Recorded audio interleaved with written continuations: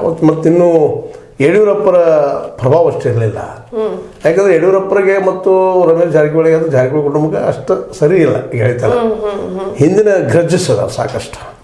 ಯಾಕಂದ್ರೆ ಬಾಲಚಂದ್ರ ಜಾರಕಿಹೊಳಿ ಅವರು ಹಿಂದೆ ಇವ್ರ ವಿರುದ್ಧ ರಾಜಕೀಯ ಮಾಡಿದ್ದು ಇವೆಲ್ಲ ಒಳಗೊಳಗೆ ಇರ್ತಾವೆ, ಹೊರಗೆ ತೋರಿಸ್ಕೊಳ್ಳೋದು ಅಷ್ಟೇ. ಇದೇ ಇರ್ತಾವ. ಬಾಲಚಂದ್ರ ಅವರು ಮತ್ತು ಇವರಿಬ್ಬರು BJPಗರು. ಹೀಗಾಗಿ ಅವರು ಇವತ್ತು ವಿಜಯೇಂದ್ರ ಮೀನ್ಸ್ ಯಡಿಯೂರಪ್ಪ ಇದ್ದಂಗೆ ಅವರು. ಅದಕ್ಕೆ ಈಗ ಅವ್ರಿಗೆ ನೇತೃತ್ವ ಬೇಡ ಬೆಳಗಾವಿ. ಈಗಾಗಲೇ ಅವ್ರು ಏನು ಮಾಡಿದ್ರು ನೇತೃತ್ವ ಕೊಟ್ಟಿದ್ದಕ್ಕೆ ಸ್ವತಃ ಶಾರ್ ಅವರು ಕೊಟ್ಟಿದ್ರು, ಕೆಲಸ ತೋರಿಸ್ಬೇಕಾಗಿತ್ತಲ್ಲ, ಆಗಲಿಲ್ಲ.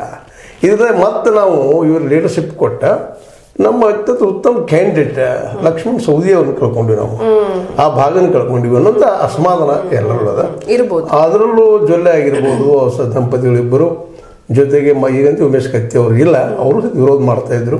ಇದ್ರ ಲೀಡರ್ಶಿಪ್ ಅವರ ಮಾಡ್ತಾಯಿದ್ರು ವಿಶೇಷವಾಗಿ. ಈಗ ಅವ್ರ ಮಕ್ಕಳು ಸಹಿತ ಸಹಜವಾಗಿ ಇವರು ವಿರೋಧ ಅಂತ ಒಂದು ಲಿಂಗಾಯತ್ ಲಾಬಿ ಅನ್ನೋದು ಈ ಭಾಗದಲ್ಲ. ಅದಕ್ಕೆ ಇನ್ನುಳಿದ ಇವರು ಒಂದು ಇತರ ಸಮುದಾಯದಿಂದ ಬರೋದ್ರಿಂದಾಗೆ, ಹಿಂದುಳಿದ ಸಮುದಾಯದಿಂದ ಬರೋದ್ರಿಂದಾಗೆ ಇವರಿಗೆ ಆದಷ್ಟು ರಾಜಕೀಯ ಬೆಳೆ ಕೊಡಬಾರ್ದು ಅನ್ನೋಂಥದ್ದು ಮೊದಲಿಂದ ತಿಕ್ಕಾಟಗಳಿದ್ದಾವೆ ಲಿಂಗಾಯತ್ ಮತ್ತು ಅದರ್ಸ್ ನಡಕ.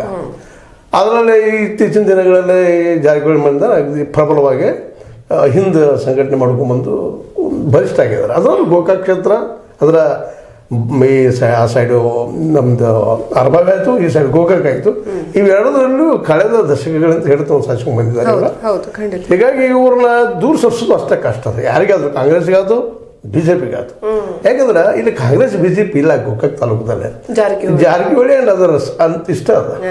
ಈಗ ಜಾರಕಿಹೊಳಿ ಯಾವ ಪಾರ್ಟಿಗೆ ನಿಲ್ತಾರೆ ಆ ಪಾರ್ಟಿ ಆರಿಸಿ ಬರ್ತದೆ. ಇದಕ್ಕೆ ಉದಾಹರಣೆ ಇದ ಬಾಲಚಂದ್ರ ಅವ್ರ ಹಿಂದೆ ನಮ್ಮ ದೇವೇಗೌಡ ಪಕ್ಷದಾಗಿದ್ರು, ಜನತಾದಳದಾಗ JDS ಆಗಿದ್ರು. ಹಾಗಾಗಿ ಜನತಾದಳ ಆರಿಸಿ ಬಂತು ಆ ಭಾಗದಾಗ.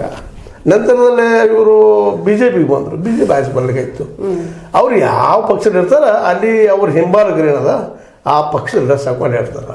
ಇಲ್ಲಿ ಪಕ್ಷ ನೋಡಲ್ಲ ಜನ. ಮತ್ತೆ ಇಲ್ಲೂ ಮೊದಲು ಕಾಂಗ್ರೆಸ್